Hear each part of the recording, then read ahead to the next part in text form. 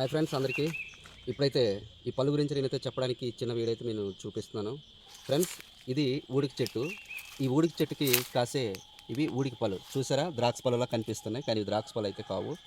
So మనకి పెద్దలైతే ఏం చెప్తారంటే, మనకి సాధారణ కళ్ళు కలకలు వస్తాయి కదా. అంటే సాధారణ కళ్ళు కలకలు అంటే మనకి ఎండల్లో ఎక్కువ తిరిగేటప్పుడు కానీ, ఎండ వేడి తట్టుకోలేక కానీ మనకి కళ్ళు అనేవి ఎర్రబడుతుంటాయి.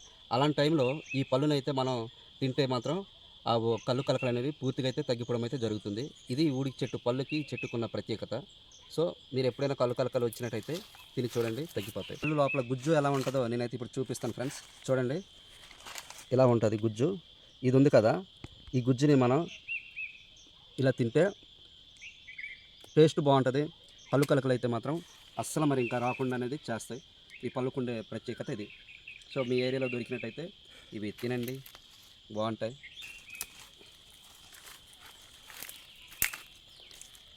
ఇది ఆ ఊడికి చెట్టే, పాలుగుదే.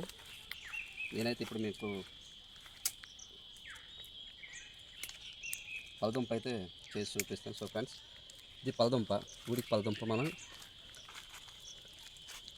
ఇలా తినడం వల్ల మనకి పంటి నొప్పులు కానీ, అలాగే దంతాలు మనకి పగుళ్ళు అంటారు కదా, పళ్ళు చిగుళ్ళు అలాంటివి ఏమున్నా వాటికి ఇది సరైన మందు. మీకు నచ్చిందని నేను అనుకుంటున్నాను.